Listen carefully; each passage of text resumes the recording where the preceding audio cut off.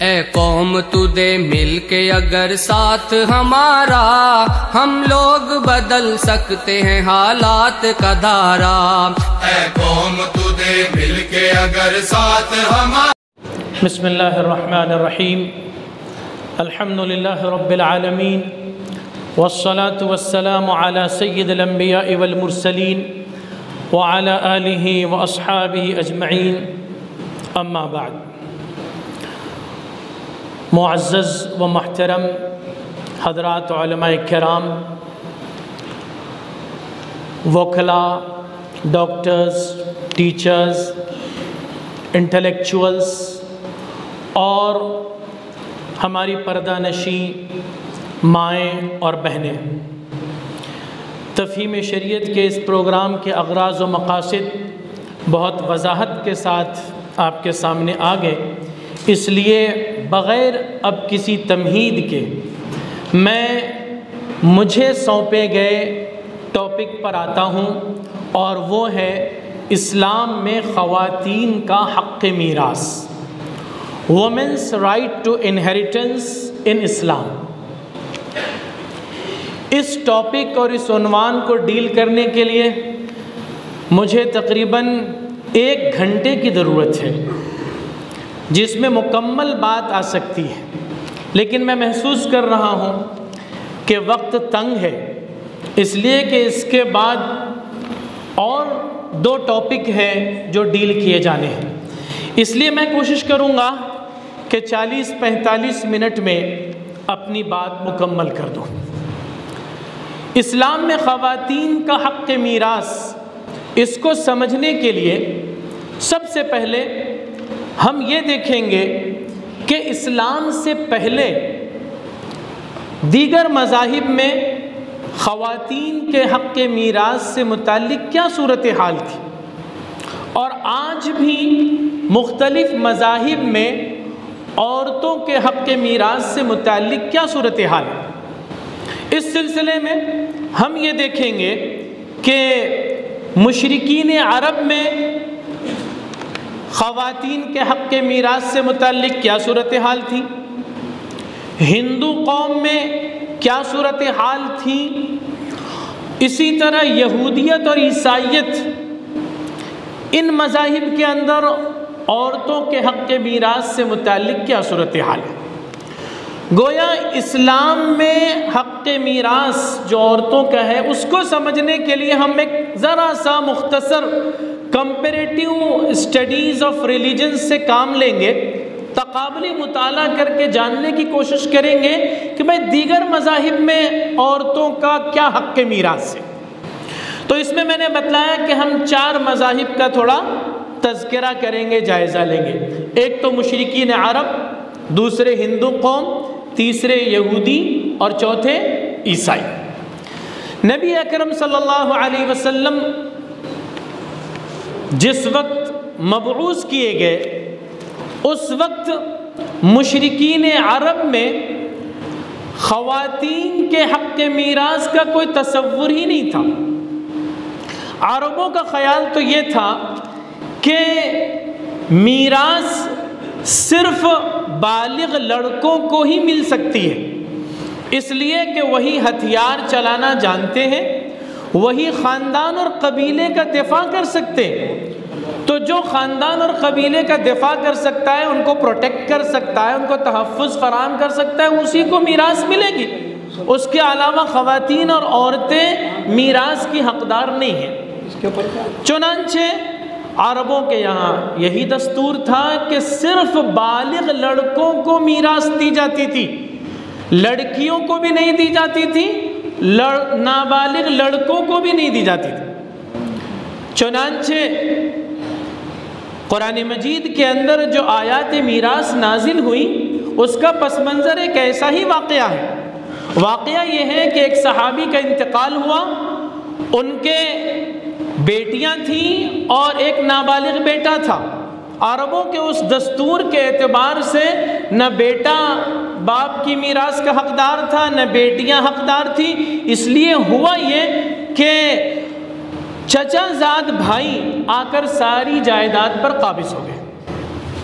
صحابی رسول کی جو بیوہ تھیں وہ اللہ کے رسول صلی اللہ علیہ وسلم کی خدمت میں حاضر ہوئے کہ اللہ کے رسول صلی اللہ علیہ وسلم یہ کیا بات ہے، میرے شوہر کا انتقال ہوا، اتنی ساری جائیداد وہ چھوڑ کر گئے، اب نہ میرا بیٹا اس کا حقدار ہو سکتا ہے، نہ میری بیٹیاں حقدار ہو سکتی ہے، نہ میں اس کی حقدار ہو سکتی ہوں، چچا زاد بھائی آ کر سب قابض ہو گئے۔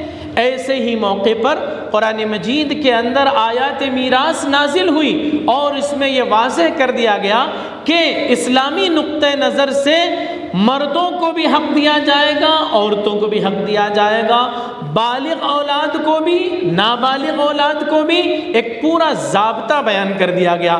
بہرحال حاصل یہ کہ مشرکین کے ہاں تصور کیا تھا، صرف بالغ بیٹوں کو میراث سے حق دیا جائے گا، نابالغ بیٹوں کو بھی نہیں اور عورتوں کو بھی نہیں۔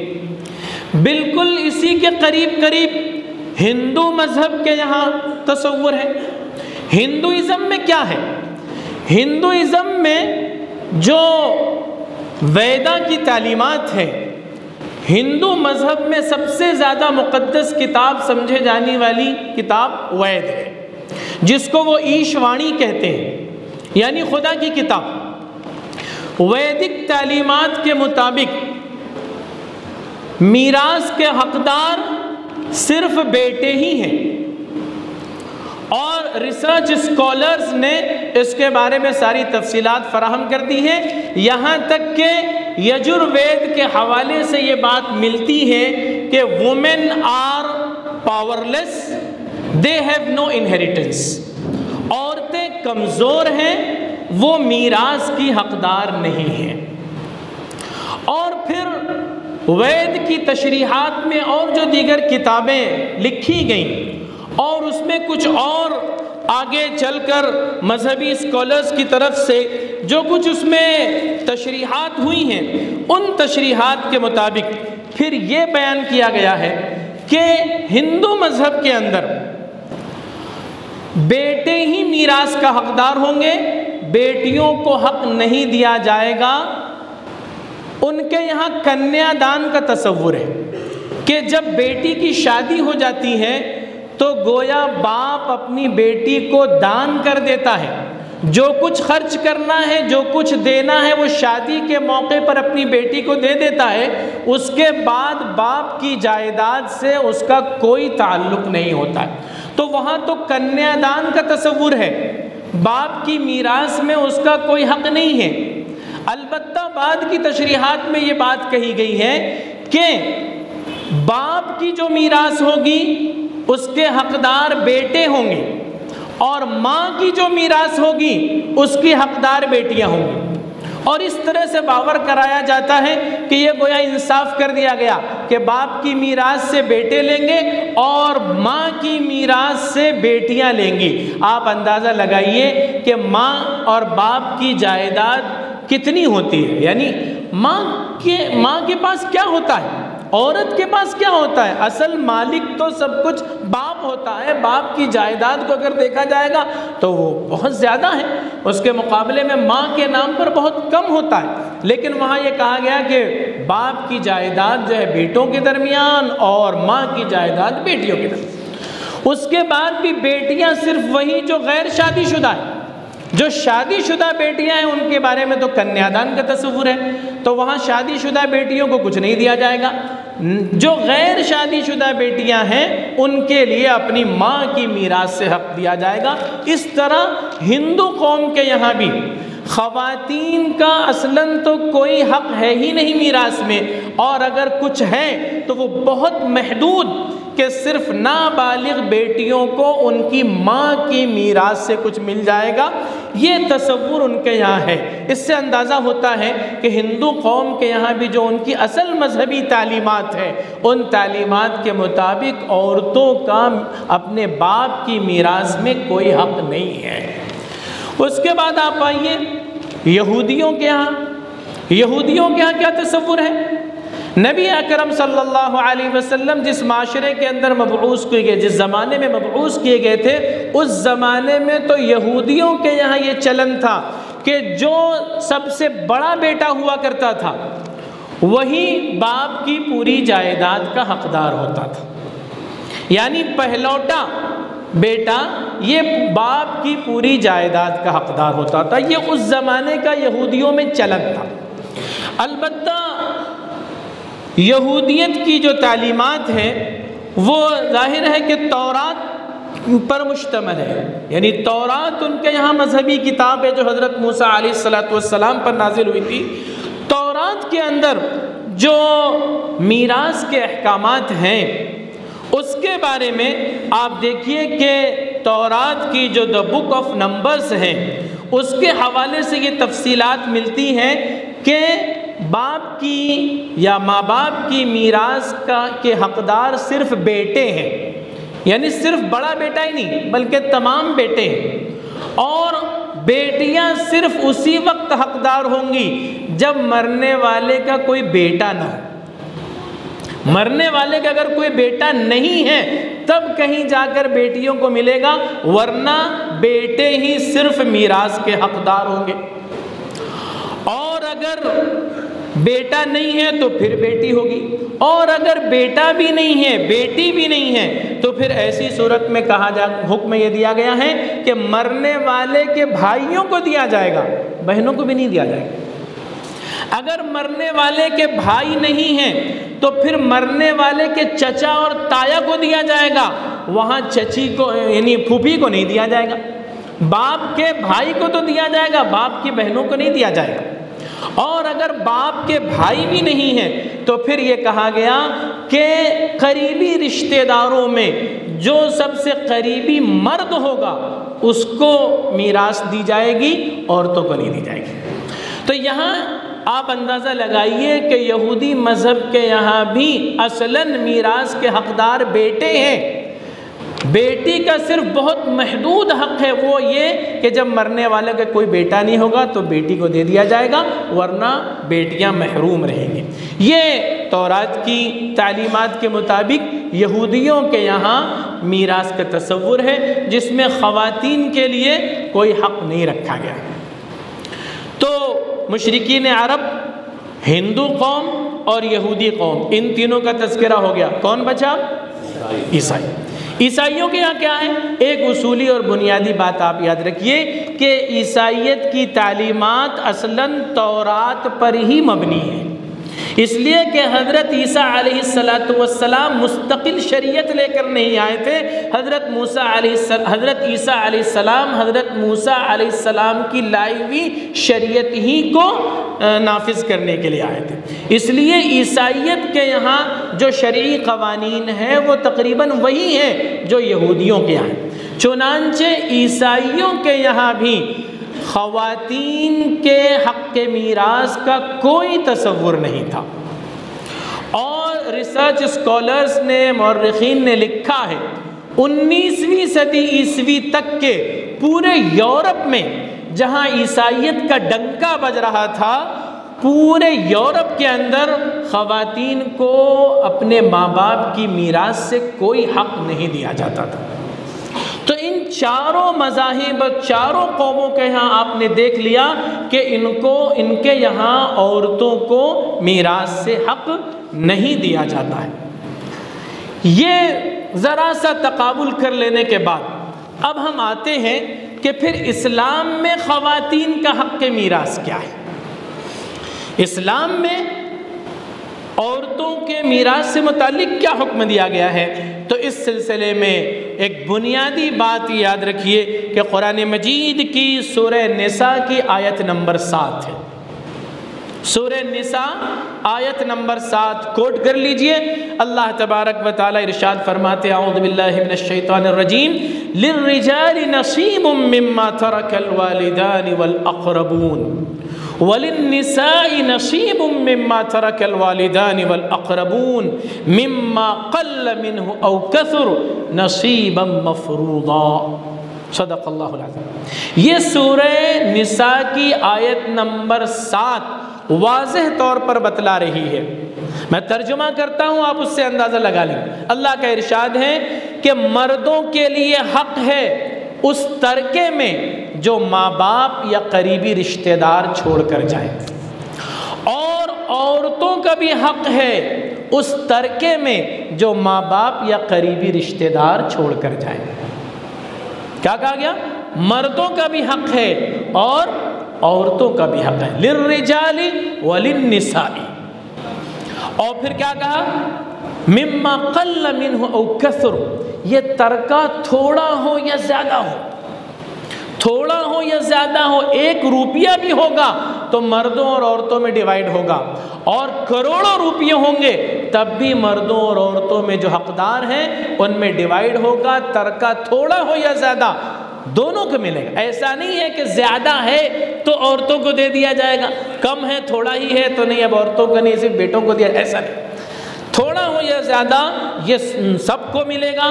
نصیبا مفروضا، یہ متعین کیے ہوئے حصے ہیں، یعنی اللہ تبارک و تعالیٰ نے ان کو متعین کر دیا ہے، فکس کر دیا ہے۔ مردوں کو اتنا، عورتوں کو اتنا، اس حالت میں اتنا، اس حالت میں اتنا، یہ سب اللہ تبارک و تعالیٰ کی طرف سے طے کر دیا گیا ہے، مقرر اور متعین کر دیا گیا ہے، اور اب اس میں کوئی تبدیلی نہیں ہو سکتی۔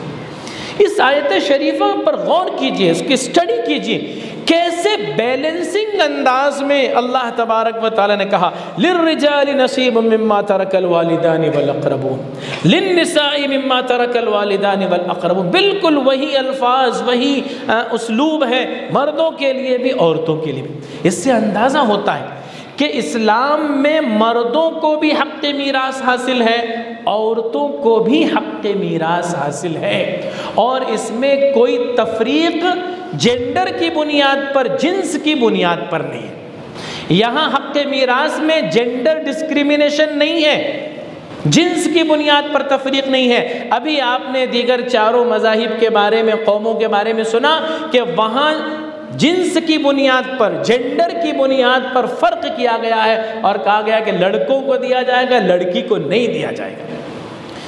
اسلام میں یہ ڈسکریمنیشن نہیں ہے۔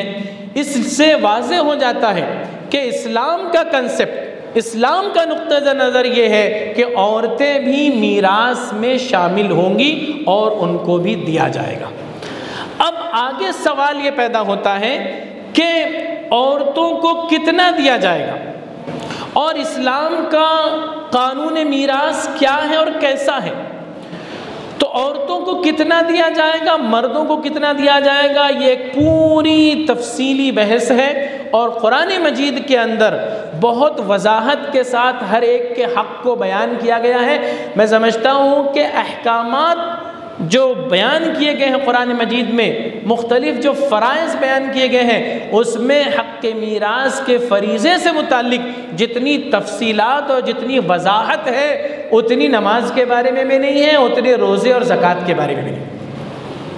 میراث کے قوانین جو ہیں وہ بہت تفصیل کے ساتھ کوڈ کر دیے گئے ہیں قرآن مجید کے اندر، اس میں بتلایا گیا کہ کس حالت میں کس کو کتنا ملے گا۔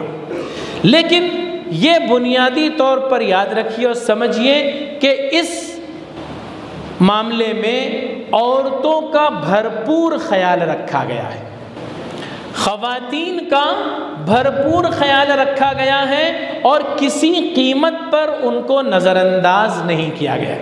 اب یہ جو بات ہے کہ قانون وراثت میں عورتوں کا بھرپور خیال رکھا گیا ہے، اس کو ہم کس طرح سمجھ سکتے ہیں، وہی آج ہم کو یہاں سمجھانا ہے۔ اس لیے کہ غلط فہمی یہ ہے کہ اسلام میں عورتوں کو کم دیا جاتا ہے، اور اس کی بنیاد جینڈر ڈسکریمنیشن ہے۔ ایک جو ہے ہوا کھڑا کیا گیا، ایک مس انڈرسٹینڈنگ پیدا کی گئی، اور یہ ثابت کرنے کی، باور کرنے کی کرانے کی کوشش کی گئی کہ اسلام میں عورتوں کو کم حصہ دیا گیا ہے، اور اس طرح ان کو گویا کہ ذلیل کیا گیا ہے، ان کے درجے کو گھٹا دیا گیا۔ یہ بات وہ لوگ کہہ رہے ہیں جنہوں نے 4000 سال سے عورتوں کو میراث میں حق نہیں دیا، 4000 سال سے نہیں دیا۔ ہندو مذہب کتنا قدیم ہے آپ جانتے ہیں؟ خود ہندوؤں کا دعویٰ ہے کہ یہ تقریباً 4000 سال پرانا مذہب ہے۔ تو اس 4000 سال پرانے مذہب میں آج تک کے عورتوں کو حق نہیں دیا گیا تھا۔ 1956 تک کے ان کو حق نہیں دیا گیا تھا، جن لوگوں نے 4000 سال تک کے عورتوں کو حق نہیں دیا، وہ آج کہہ رہے ہیں کہ اسلام عورتوں کو میراث میں کم دیتا ہے۔ کیا ان کو اعتراض کرنے کا حق حاصل ہے؟ لیکن اس کے باوجود ہم اس بات کو سمجھیں گے کہ کیا واقعی عورتوں کو کم دیا گیا ہے، اور اگر کم دیا گیا ہے تو اس کی حکمتیں کیا ہیں، اس کے پیچھے وزڈم کیا ہے، مصلحت کیا ہے، اس کو سمجھنے کی کوشش کرنی چاہیے۔ اب اسی کو میں پوائنٹ بائی پوائنٹ آپ کو سمجھانے کی کوشش کروں گا۔ پہلی بات تو میں نے یہی بتلائی کہ اسلام نے بالکل واضح کر دیا کہ مردوں کو بھی حق ہے اور عورتوں کو بھی حق ہے۔ آگے بڑھیے، آپ دیکھیے کہ اسلام کا جو قانون وراثت ہے اس میں کچھ رشتہ دار ایسے ہیں کہ جن کو ہر حال میں میراث سے حق ملتا ہے اور ان کو کبھی محروم نہیں کیا جاتا۔ ایسے جو بنیادی حقدار ہیں وراثت کے وہ کل 6 ہیں۔ کتنے ہیں؟ یہ 6 لوگ ایسے ہیں کہ کبھی محروم نہیں رہتے، اگر وہ ہیں تو ان کو مل کر رہے گا۔ ان 6 لوگوں میں آپ دیکھیے 3 مرد ہیں 3 عورتیں، پورا بالکل بیلنسنگ ہے۔ جو بنیادی طور پر ہمیشہ وراثت پاتے ہیں وہ 6 ہیں، 3 مرد ہیں 3 عورتیں ہیں۔ 3 مرد کون ہیں؟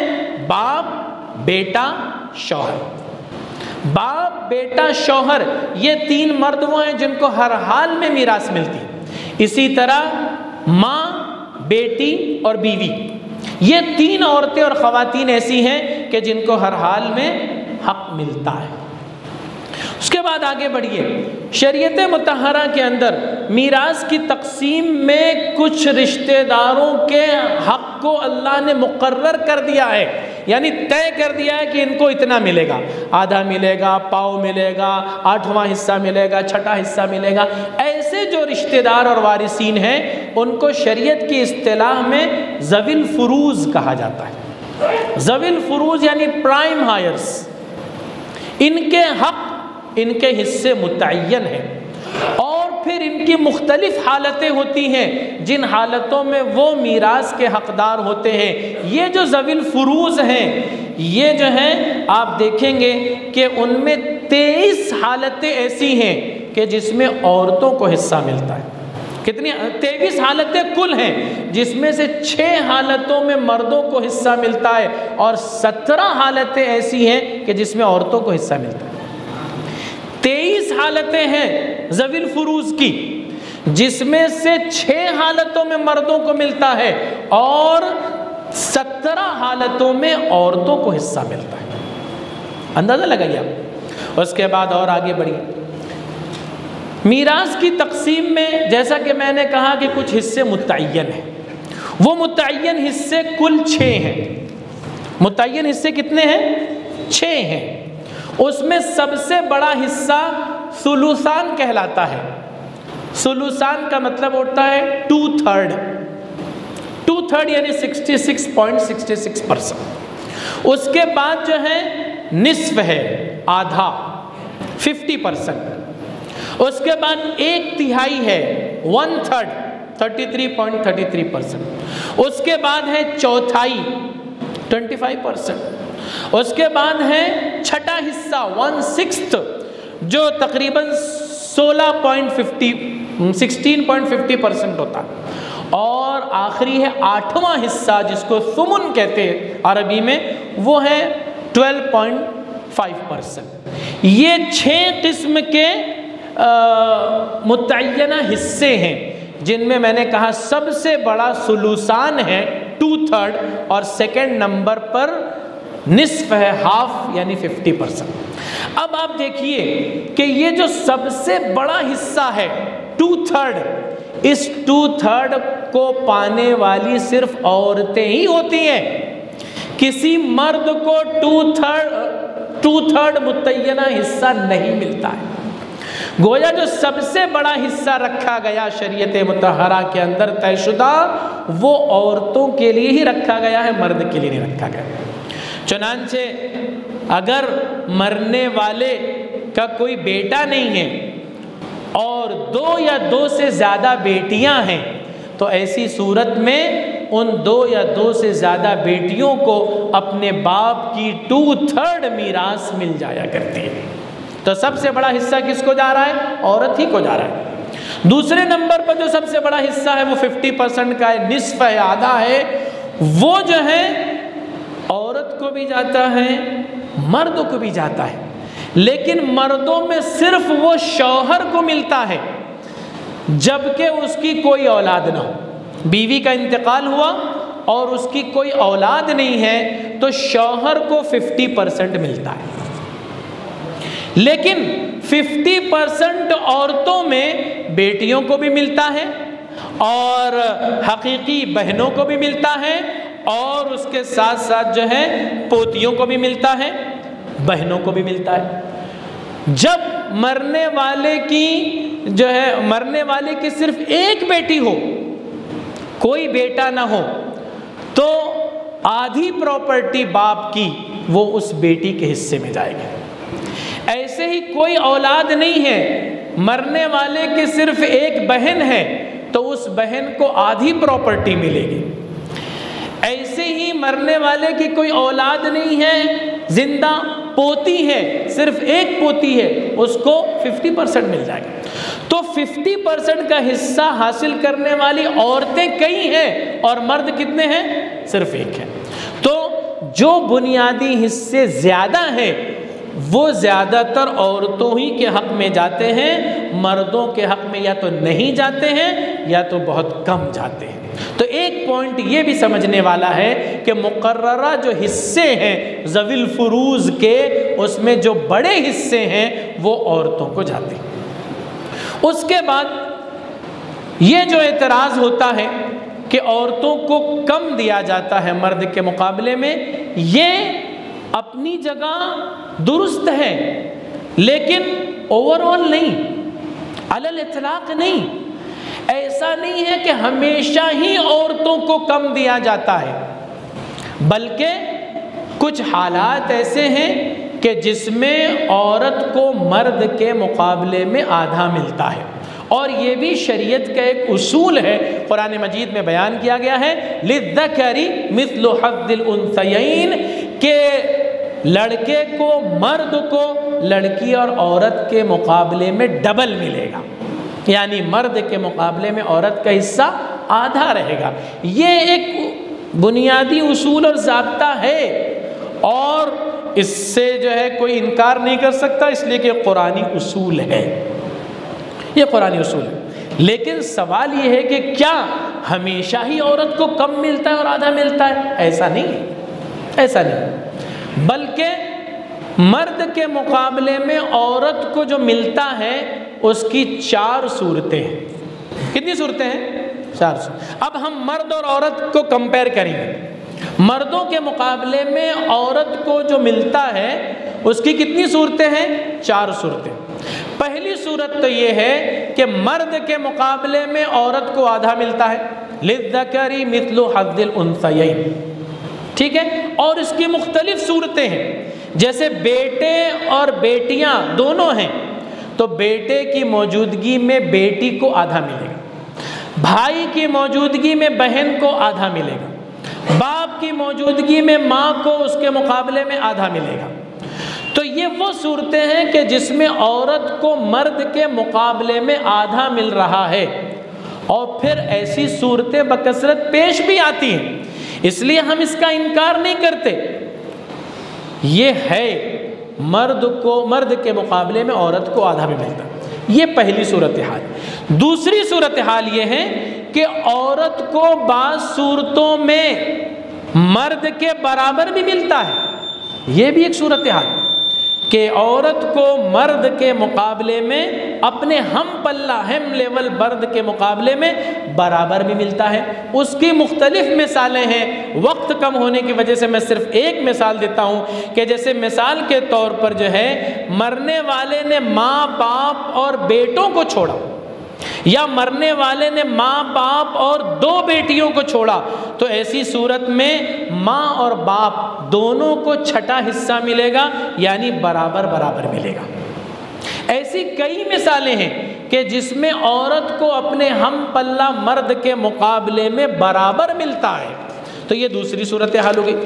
تیسری صورت یہ ہے کہ بعض ایسی بھی صورتحال پیش آتی ہیں کہ عورتوں کا حصہ مرد کے مقابلے میں بڑھ جاتا ہے۔ سن لیجئے، غور کیجئے، عورتوں کا حصہ اپنے ہم پلہ مرد کے مقابلے میں بڑھ جاتا ہے، زیادہ ہو جاتا ہے۔ اس کی بھی بہت ساری مثالیں ہیں، لیکن میں آپ کو صرف ایک مثال کے ذریعے سمجھاتا ہوں کہ جیسے اگر کسی عورت کا انتقال ہو اور اس نے اپنے پیچھے شوہر، ماں باپ اور 2 بیٹیوں کو چھوڑا ہو، اور بالفرض اس کا ترکہ 60 لاکھ روپے ہے۔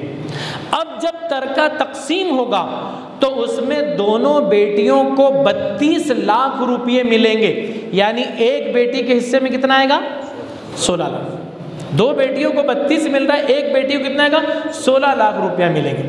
اب اس کے برخلاف اگر 2 بیٹیوں کی بجائے 2 بیٹوں کو اس نے چھوڑا ہوتا تو اس صورت میں ان 2 بیٹوں کے حصے میں صرف 25 لاکھ روپے آئیں گے، یعنی ہر بیٹے کے حق میں کتنا؟ 12.5۔ تو وہاں ہر بیٹی کو 16 لاکھ مل رہا تھا اور یہاں ہر بیٹے کو 12.5 لاکھ مل رہا ہے، تو کس کا زیادہ ہوا؟ بیٹیوں کا زیادہ ہوا۔ تو بعض صورتحال ایسی بھی ہوتی ہیں کہ جس میں بیٹیوں کا یا لڑکیوں کا حصہ مردوں کے مقابلے میں بڑھ جاتا ہے۔ اس کی اور بہت ساری مثالیں، میں اس کو چھوڑ رہا ہوں۔ اور چوتھی صورت یہ ہے کہ بعض صورتیں ایسی ہوتی ہیں کہ جس میں صرف عورت ہی وارث بنتی ہیں، مرد تو سرے سے وارث بنتا ہی نہیں، عورتیں ہی وارث بنتی ہیں۔ اس کا جو ہم پلہ مرد ہے اگر وہ ہوتا تو وہ وارث ہی نہیں بنتا۔ اس کی مثال کیا ہے؟ اس کی مثال ایسی ہے کہ جیسے ایک عورت نے اپنے شوہر کو، ماں باپ کو، بیٹی اور پوتی کو چھوڑا۔ ایک عورت کا انتقال ہوا، اس نے اپنے شوہر کو، ماں باپ کو، بیٹی کو اور پوتی کو چھوڑا ہے، بیٹا اور پوتا نہیں۔ ایسی صورت میں اس پوتی کو جو ہے 6واں حصہ ملے گا، اس پوتی کو 6واں حصہ ملے گا۔ لیکن اس کے برخلاف پوتی کی بجائے اگر پوتا ہوتا تو اس پوتے کو کوئی حصہ نہیں ملے گا، پوتے کو کوئی حصہ نہیں ملے گا۔ تو اس مخصوص صورتحال کے اندر آپ دیکھ رہے ہیں کہ پوتی ہے تو وارث بن رہی ہے، اگر پوتا ہوتا تو وہ وارث ہی نہیں بنتا۔ تو یہ 4 صورتیں ہو گئی۔ پہلی صورت یہ ہے کہ عورت کو مرد کے مقابلے میں کم ملتا ہے۔ دوسری صورت کیا ہے؟ مرد کو عورت کے مقابلے میں برابر ملتا ہے۔ تیسری صورت کیا ہے؟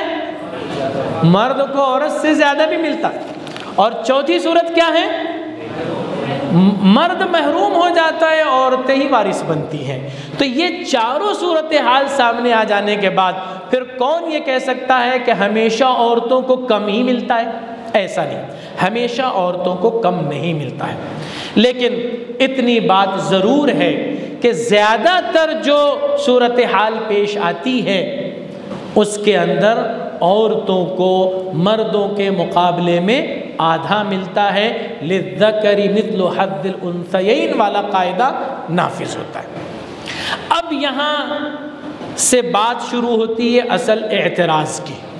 یہ ساری تفصیلات میں نے اس لیے بیان کی ہے کہ جو لوگ عورتوں کے حق کے میراث پر اعتراض کرتے ہیں ان کا اصل دعویٰ یہ ہے کہ یہاں جینڈر ڈسکریمنیشن ہے، یعنی جنس کی بنیاد پر تفریق ہے۔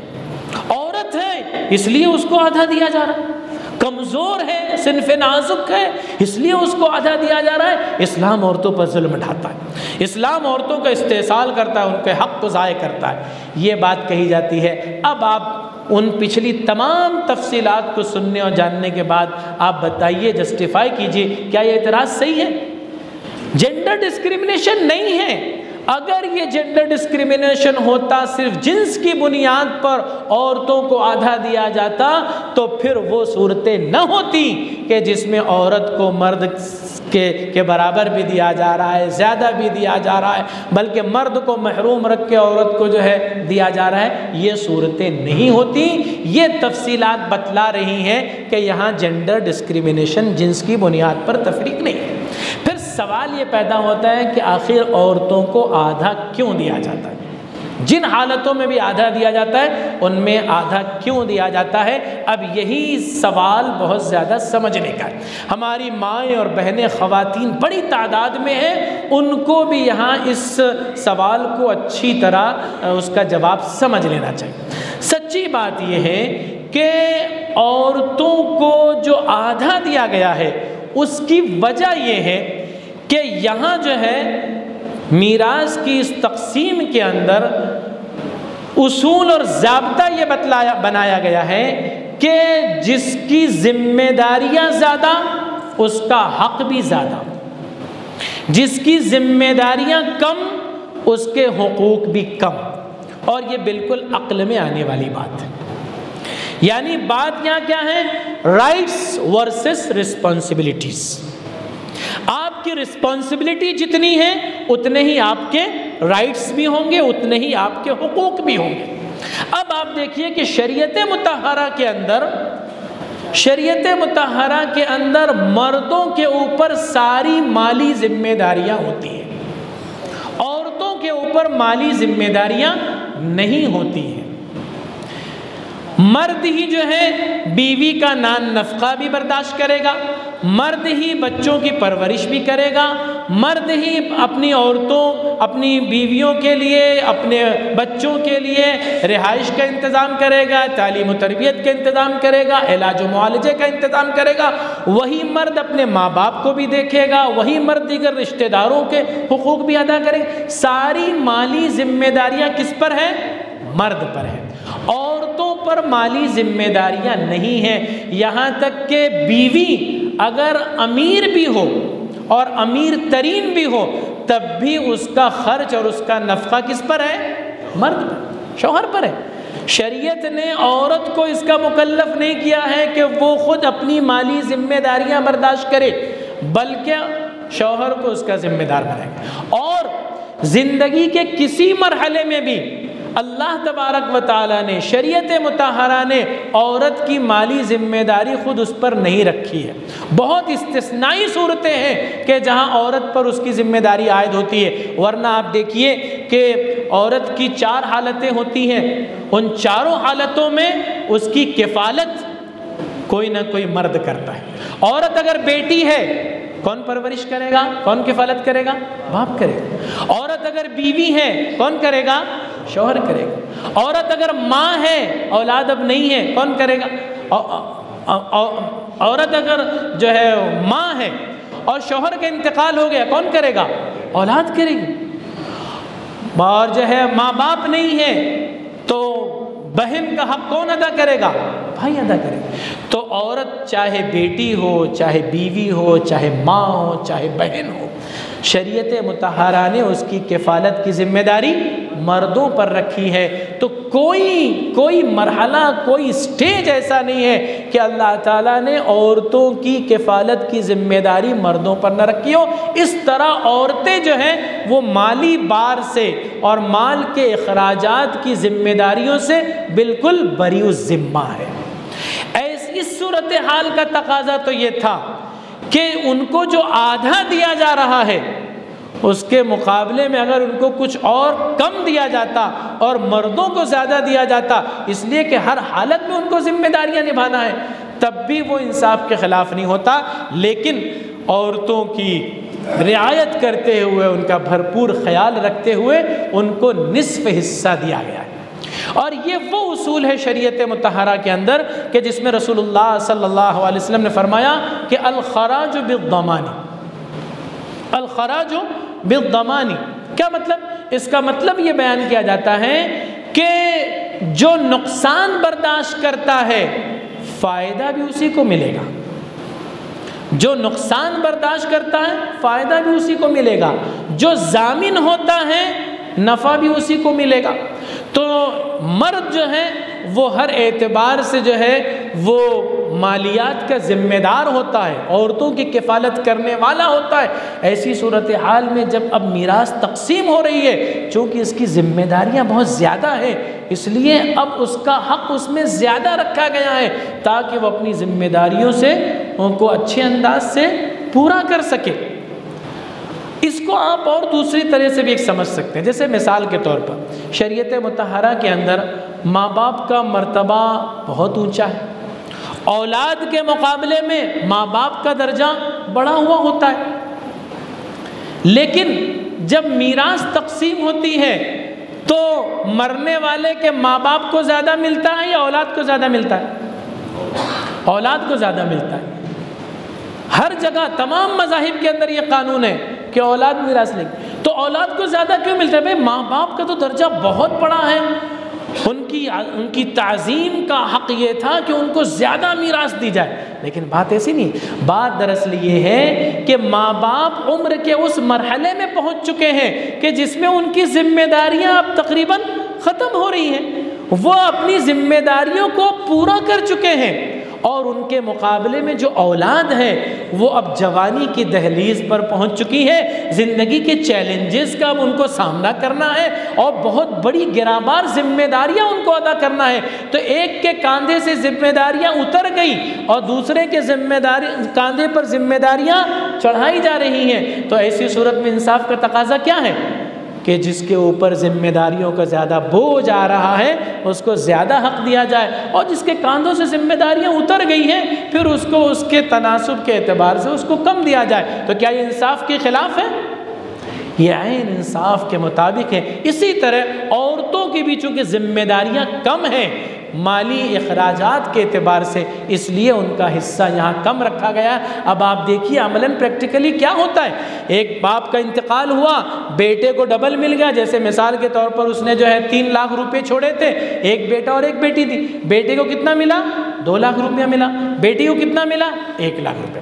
اب بیٹے کو جو 2 لاکھ روپیہ ملا ہے تو بیٹے کو اس 2 لاکھ کے اندر اپنا بھی خرچ برداشت کرنا ہے، اپنی بیوی کا بھی، اپنے بچوں کا بھی، اپنی بہنوں کا بھی، اپنے اگر ماں ہے باپ ہے تو ان کا بھی، ساری ذمہ داریاں اس کو جو ہے اس 2 لاکھ روپے میں ادا کرنا ہے. اس کے مقابلے میں بیٹی کو 1 لاکھ روپیہ ملا تو اس بیٹی کو جو 1 لاکھ روپیہ ملا اس کو کہاں خرچ کرنا ہے؟ کون سی ذمہ داری ہے اس پر؟ اس پر تو نہ اپنے شوہر کا خرچ ہے، نہ اپنے بچوں کا خرچ ہے، نہ اپنے ساس سسر کا خرچ ہے، نہ اپنے ماں باپ کا خرچ. سارے اخراجات کی ذمہ داریاں تو اللہ نے دوسرے مردوں پر ڈال دی. تو وہ 1 لاکھ روپیہ جو اس لڑکی کو، اس بیٹی کو ملا تو یہ اس کے لیے ایک بڑی نعمت ہوئی یا نہیں ہوئی؟ ایک ایکسس ویلتھ ہو گئی نا.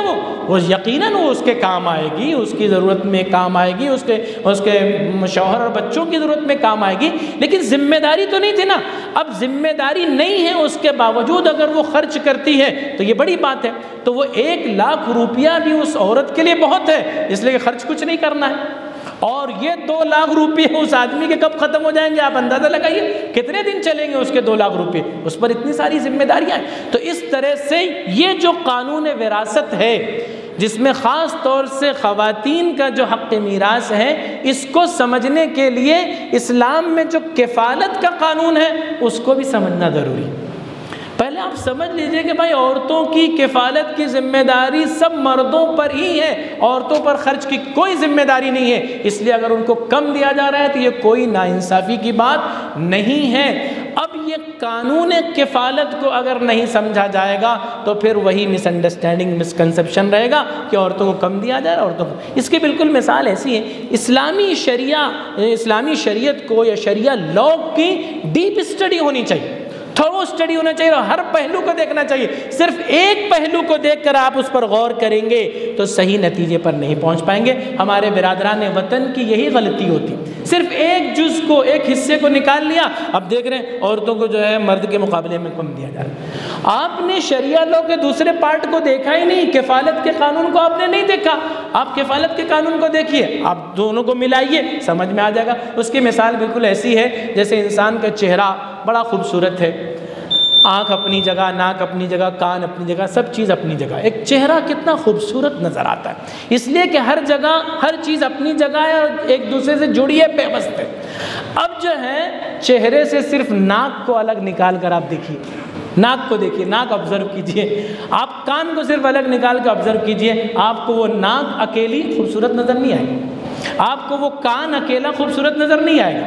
لیکن وہ ناک اور وہ کان جب چہرے میں اپنی جگہ فٹ ہوں گے، سب کو ملایا جائے گا تو پھر اس کا حسن واضح ہوگا۔ ایسے ہی حق میراث کو سمجھنے کے لیے قانون کفالت کو بھی سمجھنا ہوگا۔ ان دونوں کو اگر جوڑیں گے تو بات واضح ہو جائے گی کہ کس طرح عورتوں کا بھرپور خیال رکھا گیا ہے حق میراث کے اندر۔ میں سمجھتا ہوں کہ یہ اتنی باتیں آج کے اس محاضرے کے لیے اور اس ٹاپک اور اس عنوان کے لیے کافی ہوں گی۔ وآخر دعوانا ان الحمدللہ رب العالمین۔ اس سلسلے میں اگر کوئی سوال ہوگا تو آپ پرچی پر اس کو بھیج سکتے ہیں، انشاءاللہ اس کا جواب دیا جائے گا۔ لیکن سوال اسی موضوع سے متعلق ہو کہ بھئی عورتوں کا کیا حق میراث ہے، فلاں انتقال ہوا کہ اس کو کتنا ملے گا، اس کو کتنا ملے گا، یہ مفتیان کرام سے آپ پوچھ سکتے ہیں۔ جزاکم اللہ خیر۔